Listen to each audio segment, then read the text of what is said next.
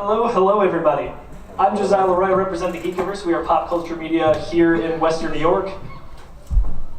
Today's special guest. Well, first of all, how are you guys doing in Nickel City? Has this been a good weekend so far? Yeah.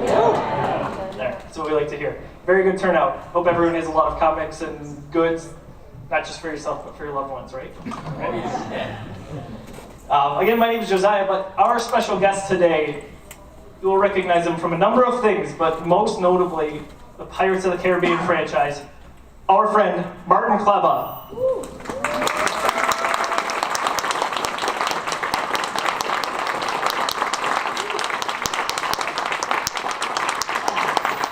Good to see you guys. Nice big chair here, I can just kick back. They're very cozy, very cozy. So, Martin, you were just telling me you had an awesome picture opportunity. Yeah, I didn't think that was gonna happen, but my boy DDP said, hey, we're gonna go take a picture real quick for us. So I was like, alright, so I went, and because we were out to dinner last night with DDP and Lex Luger, and that was pretty humbling, because, you know, Lex is, he's in a wheelchair. So, you know, but it was great dinner. We were at Ilio de Palo. You got it. Yeah. Oh, sorry, but that was amazing. I thought my Yonki was great, but then he came out with the cannoli, and it was the best cannoli I ever had. That's what we hear. Yeah, and for an Italian, that's a big deal. It's pretty amazing. So how's Buffalo been treating you overall this weekend? Good, man. The people are super friendly, and raising money, and all my money goes to my charity. So, I'm not like Mr. Shatner where he's making, additional money on top of his. You realize, how much he got to do Priceline commercials? Anybody know? He got $500 million to do that. So Priceline's doing well. Yeah. So, we were talking backstage too, the picture opportunities with Joe Montana, I think, are $217. So. Yeah, so Joe was back to get ready for his line of people, and he was in the room, and so he jumped in the picture too with Jake the Snake and me and DDP and my girl Natalie. So it was really cool. So, but now I'm afraid to go over there and ask him, hey, we could sign it, because yesterday I went over to get something signed from Shatner, because we usually have this, amongst each other, you trade. Sometimes the other guy doesn't want your stuff, and that's fine, but, so I'm like, hey, can I get this signed? But you always still ask, like, how much? And he's like, and then his people are right away, $80. I'm like, what do you do? Oh yeah, no, that's okay. But I was like, all right. So I paid $80 for a Shatner thing, and wow. But you're not alone though. No, I know, but it's like it's great. But it's kind of like in the industry, you just kind of like, you kind of take each other, just a courtesy thing, Sure. So Kevin McNally was supposed to be here as well today, but he's busy with some film that's coming up that's going to be awesome, I'm sure. Well, actually, we just had the Pirates premiere on Thursday in Hollywood, but he had to get to St. Petersburg, and I think in Russia, for something real quick, and he's also about to do, he's playing King Lear at the Orpheum Theatre in London, which is it's a Shakespearean theater. It's been around forever. So it's nothing to sneeze at. Yeah, it's like work. When it comes for work to us, boom, we gotta do the job. And we love these, but all of a sudden, like when you get a job, it's like, that's what pays the bills. Unless you're William Shatner, you can do these. Or Stan Lee. These guys are like, I can't even fathom. Like, imagine walking out with $100,000 in a weekend. I can't. I can't either. That would pay like my mortgage and utilities for like 4 years. And that's just one weekend. Well, I hear you there. Yeah. So this leads perfectly into my next question that's been on my mind and probably everyone else. What is Johnny Depp like? I'm sorry. Dude, I think I've been asked that more than... I've probably answered that more than writing my name on a homework assignment in high school or something. No, you know what? Johnny is the creme de la creme. He's the nicest guy, and no matter where we go and we're on location, when the number one on the call sheet is as cool as Johnny, everybody else has to follow suit. Could not come there and think you are something and you're not. And nobody should ever be like that anyway, because I have one of those warped minds where I think back, what made one caveman any more special than the next caveman, you know? Or, you know, we pay bills. So if you think about it, we pay the electric company to take our autograph, you know, but yet you have people who want to. So like, what's my scribble worth? You know, why do people want your scribble? You know, but I don't know. Because I don't think anybody's more important than the janitor or the garbage man, which are high-paying jobs. It's just as important to me than, the President of the United States. You know, it's like everybody had to pull their weight and be there, otherwise, we would be living in squalor or a third world country. That's right. You've got it very good here. Yeah.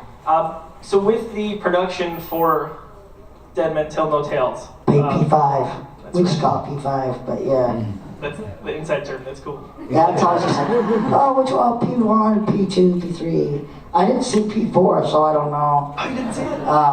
P5 though is really good. It's I don't want to call it a reboot. I would call it kind of like a reset, because it's a lot like the first one, and you're gonna kind of see where Jack came from, and there's some other really exciting developments in the story, and it's cool, really good. Make sure you see it. Oh, we'll be there. Yeah. What was the premiere like? Oh, it was awesome. Like all the premieres that we've had before that, they had at Disneyland, and it was actually a black carpet. It wasn't a red carpet, but they set the Guinness Book of World Records. Each film, they would add a foot onto the end of it, and it would start at the beginning of Disney. When you walk in, and do the circle, and then go all the way down Main Street, and then you'd hang a left and go all the way down to the Pirates of the Caribbean ride. So imagine everybody that's in the park that day. That's when they come and they rush the line, and so you got not just the press, but you got 20 people deep of fans, and it would take 5 hours to walk down Main Street, because nobody. I'm the kind of guy I don't like to miss anybody, for autographs. So even at the premiere, this one they moved it down into Hollywood. They shut down Hollywood Boulevard, and we were the first film.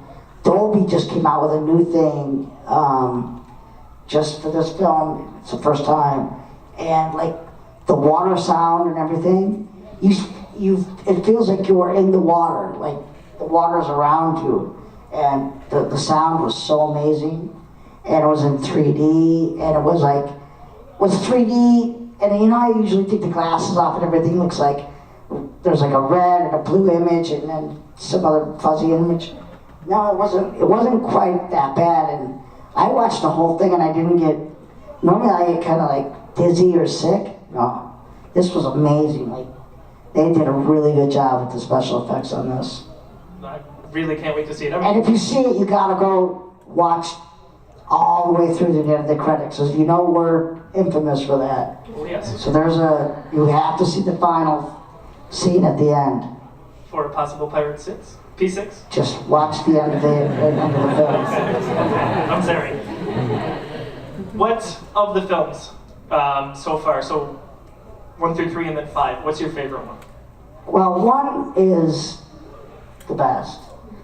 And there's never been any film series besides, you know what, when Star Wars came out in the 70s, that was awesome. But the only one that ever beat Star Wars 1 was Empire. Empire was the best of the, you know, first 3 films that came out. And then the only other thing that's better is Godfather 1, but Godfather 2 was just as great as, you know, Godfather 1. But you have to say P1 is the best because it was original, but I had a lot of fun on 2 and 3. So, and some people are like, oh, they were too long, and I'm like, no, because if you're a real fan, you know, everything's explained, and you're always on the edge of your seat waiting to see what's going on. So if you're going to pay especially the money they pay nowadays to go see a film, I want to see, you know, my money's worth. So anyway, go see 5 and you're going to be pleasantly surprised. If the critics bomb on this thing, I'm going to have to start slapping somebody. So. So back to Star Wars. I'm a big Star Wars guy. Yeah. What did you think of Force Awakens? Did you see Force Awakens? I didn't see it. I didn't see Rogue One. You know why? Because my son's a huge fan, and he was disappointed. So if my kids are disappointed, I'm like, no, I'm not gonna.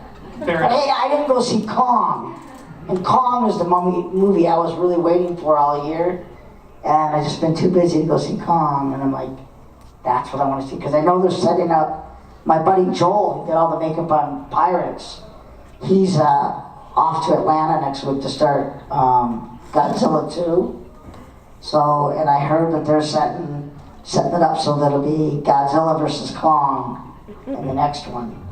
So I can't wait to see that. Kong Skull Island, it was definitely good. Was it good? Kind of new to the MonsterVerse, if you will. So that was my entry point, and I enjoyed it a lot. Is it huge?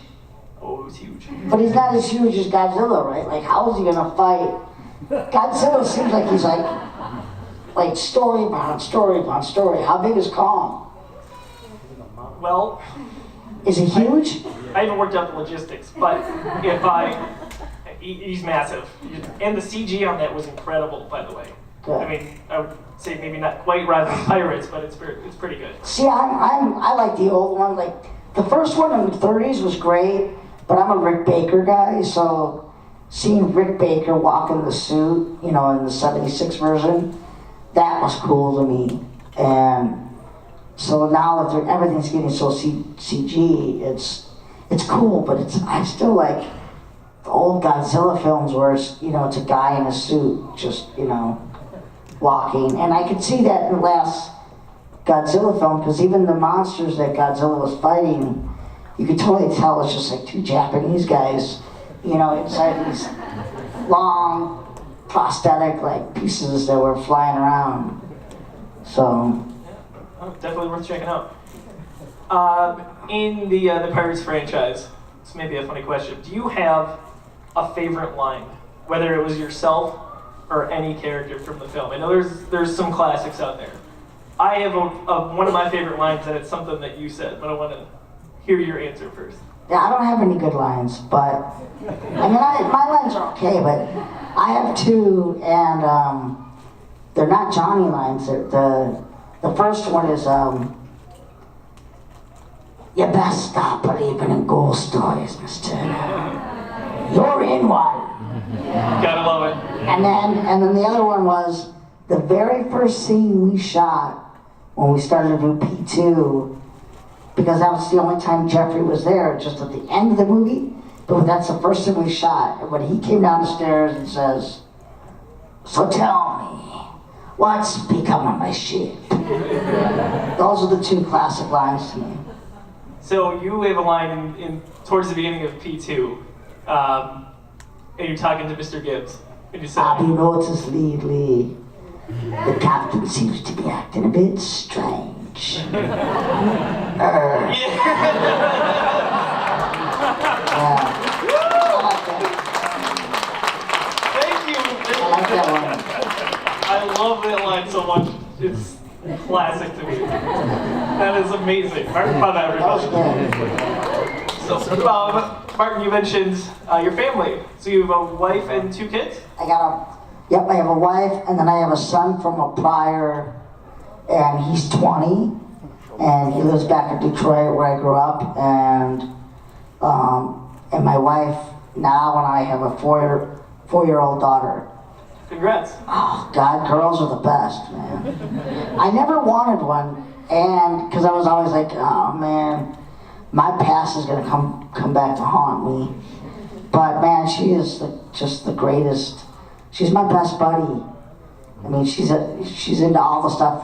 When we're driving, I have my TVs on in the truck, and I play stuff like Chips or the Munsters, you know, and I want to get her into, like, Gilligan's Island and the Brady Bunch and Leave It to Beaver.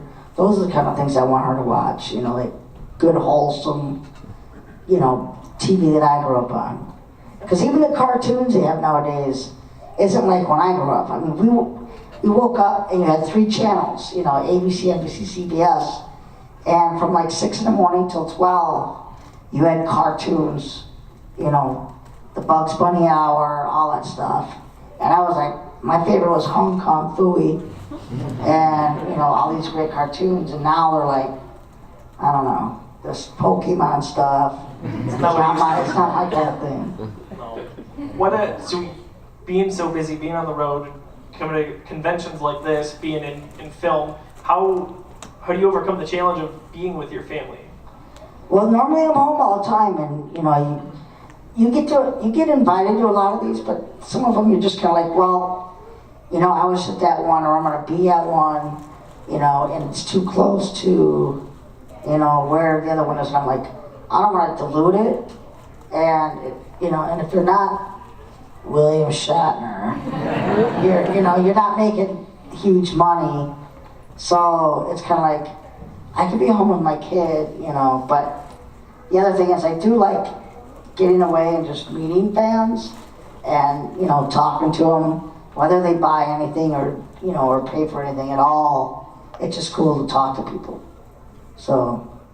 I understand as well, you've done some stuntman work over the years. Yeah. Share a little bit about what you've done there. Yeah, I am truly, there's really only a few of us that do all our own stunts. Like Tom Cruise says he does, but that's bullshit. Tom does a lot of great actor action stuff, but there's no way that an insurance company is gonna insure a picture if your lead star is doing stuff that he could die. I mean, because that would be, you know, they just wouldn't insure it. Plus, you could get somebody that looks like him, and I know like 4 guys that double him.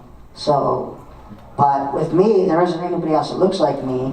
So I do all my own stunts, and it takes a toll. I mean, you know, my L4 and L5 are like jacked. My foot is numb.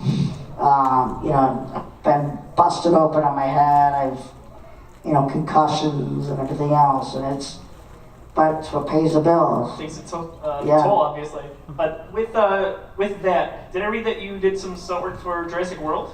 Yeah, I was all the dinosaurs that were like on like Chris Pratt and stuff, and one of them was called a Dimorphodon, and there was a scene where I'm on him and he's struggling to get off me, and then I think Bryce Howard, which is Ron Howard's daughter, she eventually like knocks me off with the butt of a gun or something like that. But the funny thing is, he was on Kimmel, and they started talking about it. This was when he was plugged in the movie, and they started talking about me. They wasted the whole conversation.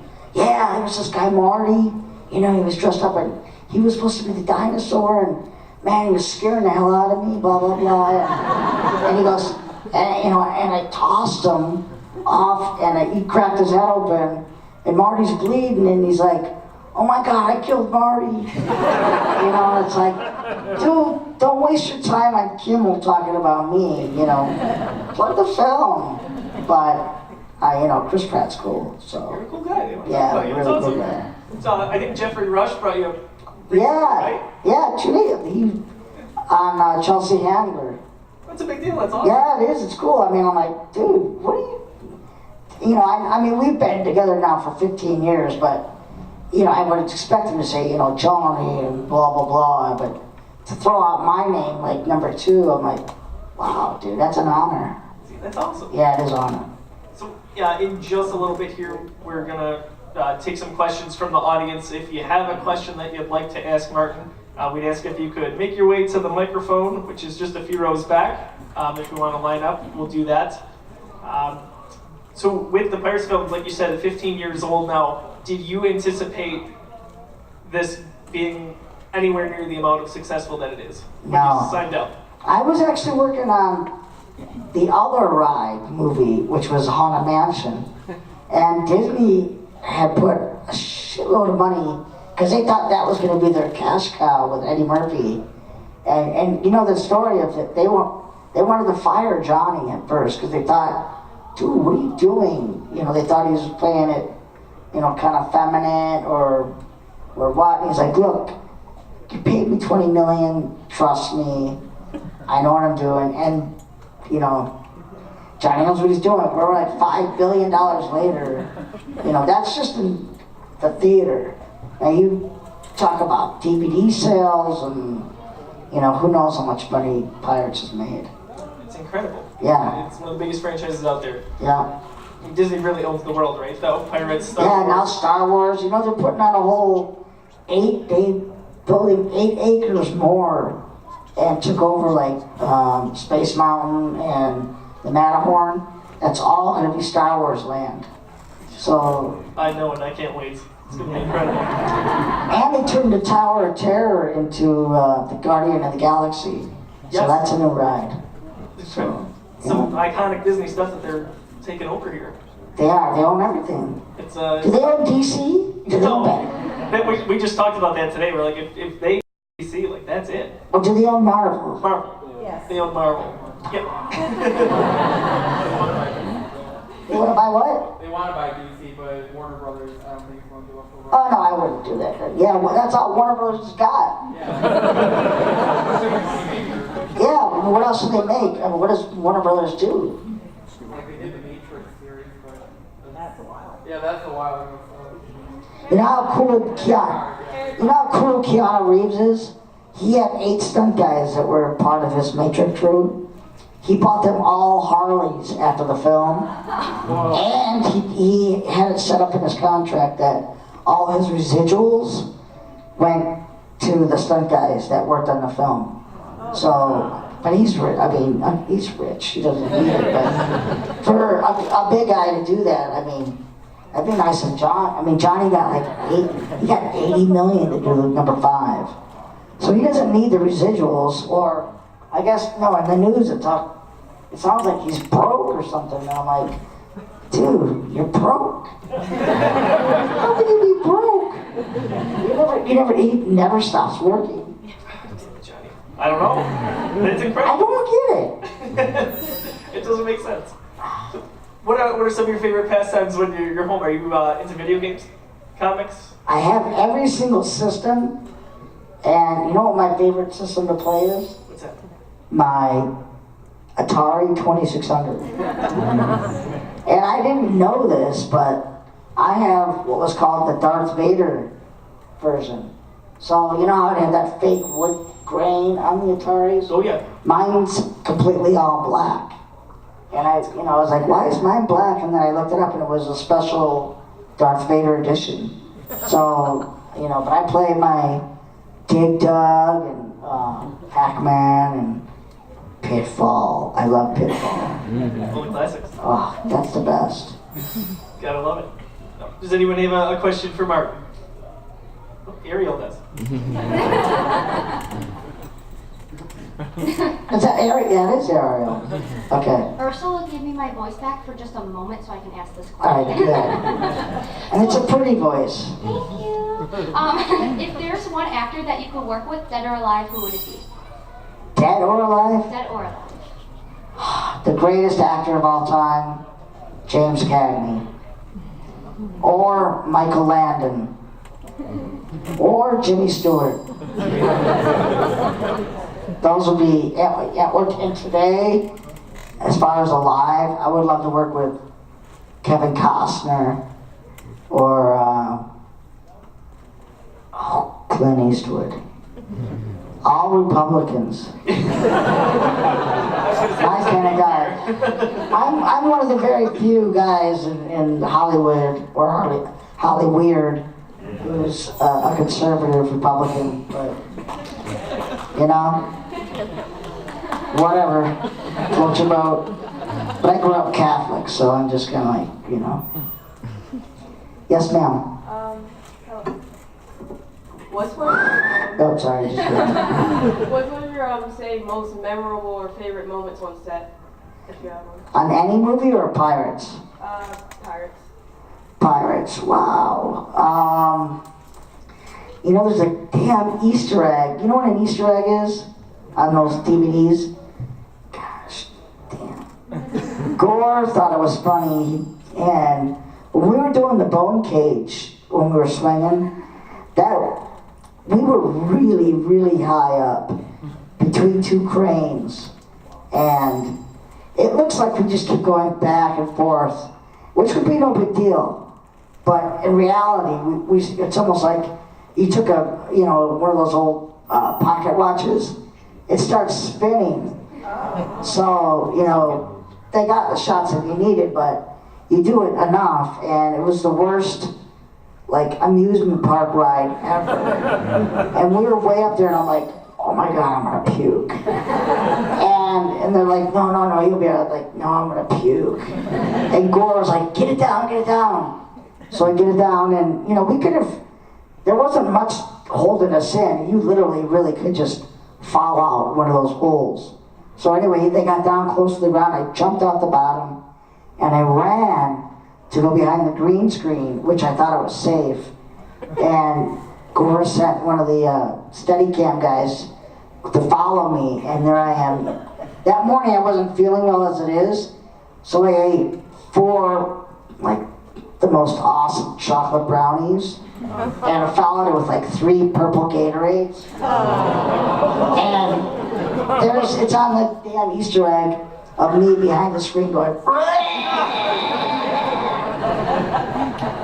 So that was pretty fun. That was just one time that I puked. I mean, I would get seasick. We'd be out at the ocean and we'd be like, action, you do your thing, cut, and it'd be 4 or 5 guys at the side of the boat. Because when you're 4 or 5 miles out and the swells start to get kind of high, and the first movie we were on a tugboat. I mean, we were on a barge, and they had to have a tugboat to bring us out, and every shot turn us around, whatever. Then they got smart on 2 and 3, and they bought an actual fishing vessel you would see on Deadliest Catch, and then they built the Black Pearl around it. So then they had a real captain, driving the thing, and he would get us around. But you got a crew of anywhere from 300 to 500 guys on one of these, and you're way out. You have 2 porta potties. Imagine, the stink. It was terrible. And the craft service sucks too, because you're way out there. There's no way to keep everything fresh. So you eat the donuts as fast as you can, and then if they bring out, some cold cuts, you want to be there before the flies get on it. So. And my second question was, what inspired you, or how did you start acting? Wow, I was in high school, and before I went to high school, when we were in middle school, you got to kind of fill out what your what you wanted to take, your freshman year. And I took drama, just thinking, I wasn't a good student, so I was like, I need everything I can to get an A, or just keep my grade point average up. So I took drama, but the summer of 8th grade, going into 9th grade, that's when my friends started experimenting, and that's when I found out about cannabis. And man, I just thought it was the greatest stuff, and I was going down the wrong road.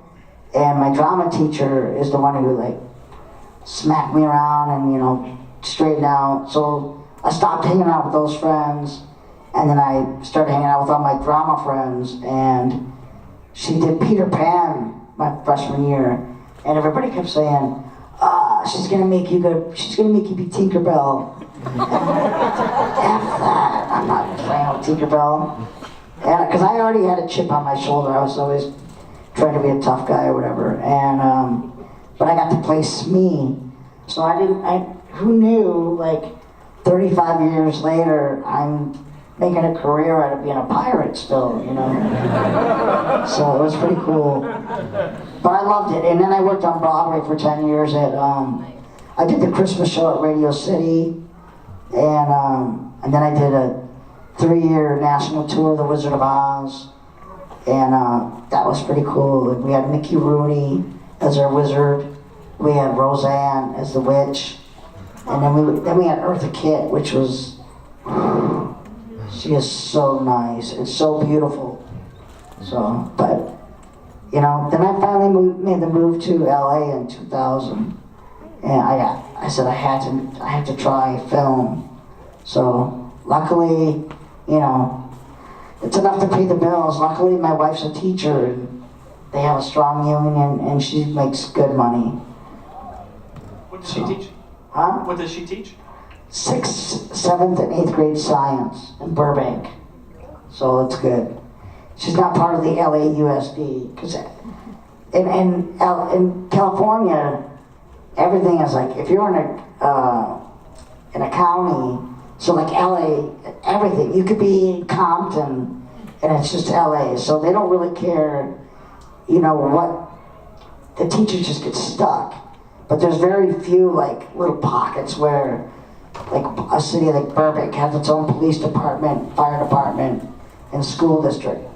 Otherwise, you're just lumped in, and, you know, 9 million people in a city, you know, the education's not going to be that great when you've got to teach 35 to 40 kids. You know, half of them, well, not half of them, but a good majority of them aren't even, you know, legally here, and, you know, they're taking up resources and, you know, teachers' attention.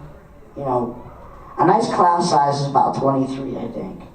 So you can give each student, you know, a proper amount of time. But, yeah. Yes, sir. Hi, I really appreciate you as an actor and also as a person. Oh, thank you. I share your view that people are people no matter what they do for a living, and everyone gets up in the morning and puts their pants on and whatever. Exactly. And usually I don't agree with everything that conservative Republicans have to offer, but I certainly agree with that from you. Even Thank though you. I'm a liberal Democrat, but I don't have to worry about that. Right. My question is, unfortunately, a lot of actors end up getting typecast for different roles when they're first starting out and can't seem to get out of it.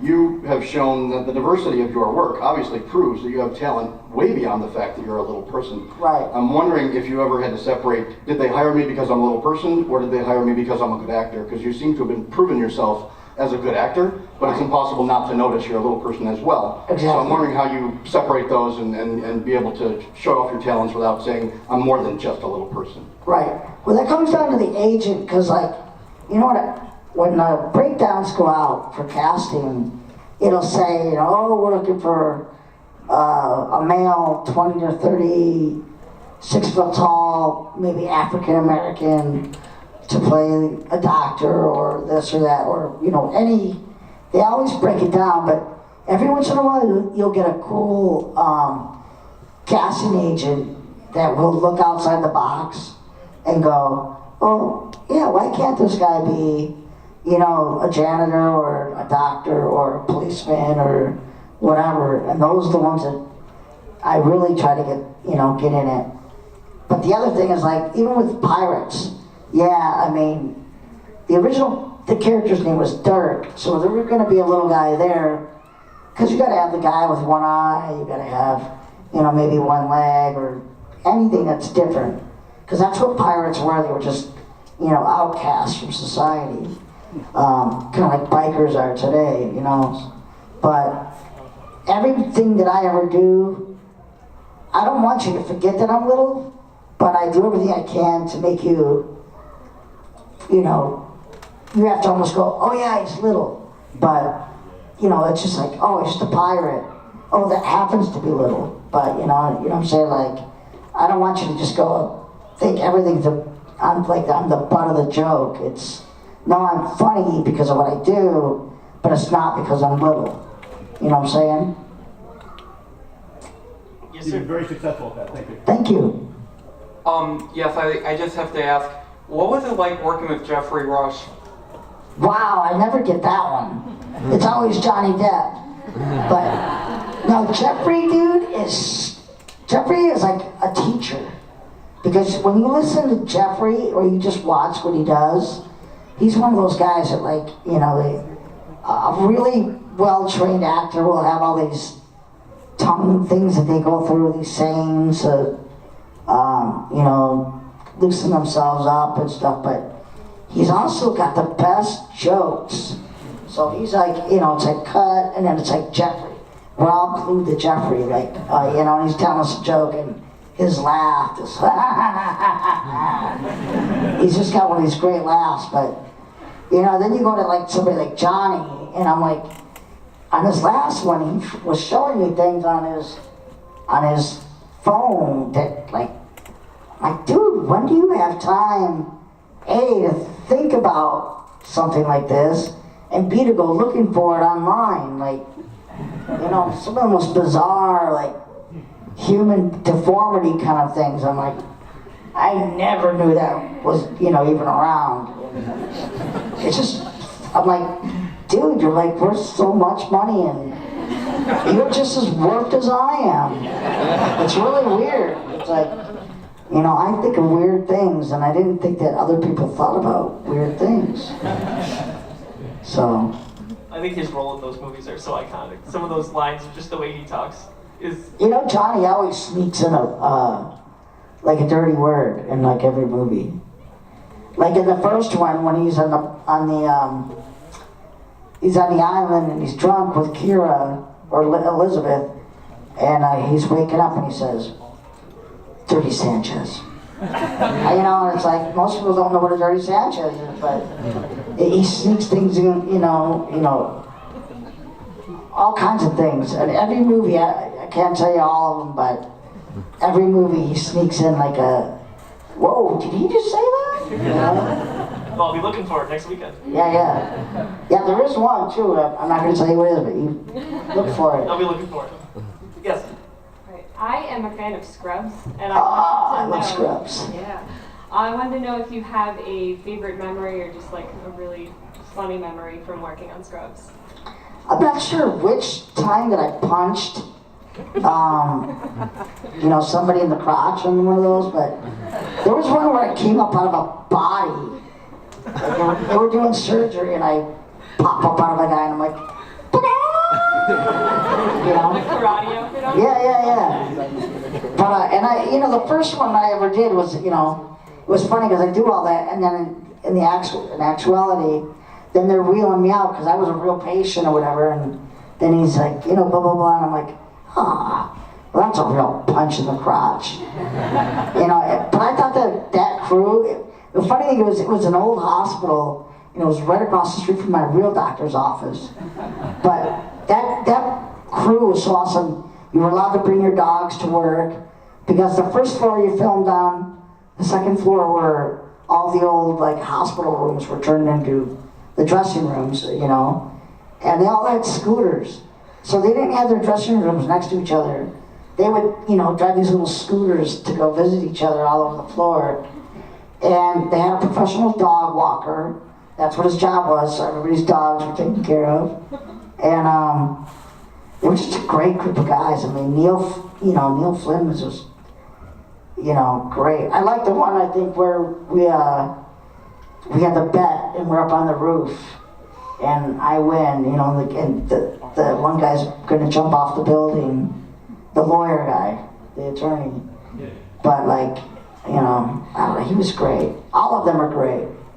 And Jake and Zach and Donald are best friends in real life.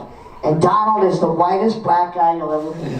He drives like a jacked up, like huge truck with like big old, you know, 30-some inch mudder tires, and he married, you know, a beautiful white girl, and it's like, He's not a brother at all. So he's the whitest guy you'll ever meet. Thanks a lot. Yeah. We've got time for a few more. One question, you've been interviewed for like a couple years, obviously. Is there ever like a question that you wish that you had been asked, but nobody ever did? Well, before I was married, I'd probably been like, hey, can I see you later tonight? That's always nice, but Oh, come on. now I'm married, so I don't want to hear that question. That's commendable. Yeah, Martin, I'm a huge Godzilla fan myself, so I really want to know what's your favorite Godzilla movie? This last one was pretty awesome. Yeah, it was, wasn't it? But I think the original, when Godzilla was really Gogeta, that's his real name, was Gogeta. And so I think the one with Frank, was it Raymond Burr? It was. Yeah, that's when Godzilla was Godzilla. Did you see the new one from Japan last year, Shin Godzilla? Oh, they did one after we just got done doing Yeah, it? they did. Like a year afterwards. How could you do it? It can't be any as good. It actually is really good. I recommend it. Really? And go see Skull Island too. That one's I gotta go see Skill Island. I gotta see it. But they're setting it up. I can't wait because, that's one of those things you hear about that there was a Godzilla versus King Kong way back in the day. But the King Kong looked like a really bad, monkey, really bad suit. It would have been cool if it was like the Rick Baker Kong versus Godzilla. And then there's supposedly you can never find it, but there was the American version where the King Kong was really good looking and the Godzilla was kind of like a crappy, dinosaur-y kind of thing. But you know what the best one was when he fought the spider, the big spider, and I don't know if it was like Monster Island, and he had to fight all these different monsters, and baby Godzilla, was it Godzuki? I don't know what the baby Godzilla was, but... probably son of Godzilla, right? Yes, yeah. Thank you. Yes. What was your favorite movie of all time? Godfather. And Godfather 2. And then, and It's a Wonderful Life with Jimmy Stewart, and Angels with Dirty Faces with Jimmy Cagney. So I like the old guys, so. Thank you. So, Mark, Jaws was pretty good too. Can't go wrong there. What's next for you? Right now just doing the dad thing. And I just finished a film in China with, it had Arnold, Jackie Chan, Rutger Hauer, Charles Dance, Jason Fleming. And it's a period piece. So it's about a guy who, I forget what they call them, the guys who make maps of the world. Yeah. And this one's a sequel, and we're in China, so it's the journey to China. So there's dragons and all this other stuff, but I play a captain. I'm a pirate. I'm playing a captain. It was very hard not to fall into, especially they wanted me to be a drunk captain, and I'm like, God, man, I don't want to get, tied with Johnny. I don't want to look like, Depp. But it was a good film. I mean, I was surprised the set, the sets were pretty cool. When is that coming out? I'm going to say the beginning of next year. Sounds super interesting. That's a pretty star-studded list. Yeah, and then they want to do another one where they go to India. So I'm like, all right, because, there's a Bollywood in India, and they got some major, huge stars over in India. We don't hear about them, but, they got stars that are just as big as Johnny Depp's here, and they make bank, which never makes any sense to me, because if there's ever a country where there's a diverse gap between the rich and the poor, it's India and China. I mean, well, you know, if you're not one of the top, like 2%, the 98% live really bad, poor, and not good water, you know, the bad, everything's bad, famine, food, you know, other things, diseases and stuff like that. So We have it good here. That's for yeah, we do have it good. We never realize it. And the Canadians have it even better because they're next to us, so they don't have to worry about somebody. I mean, who's going to come and mess with Canada, right? That's right. Because you know that America's going to step in and have to slap somebody. So, Well, ramping up, are you here for the rest of the day upstairs? yep. Wonderful. So people can come visit. Come visit, and like I said, all the autographs and pictures that I sell, it all goes to my charity to help get dwarf children adopted. So Awesome. yeah, Very good. Can people find that online as well? Yep. If they want to contribute? yeah. Beautiful. All right. From a lifelong Pirates fan, thank you so much for coming to Buffalo. Thank really you. appreciate you. Thank you very much. Everybody.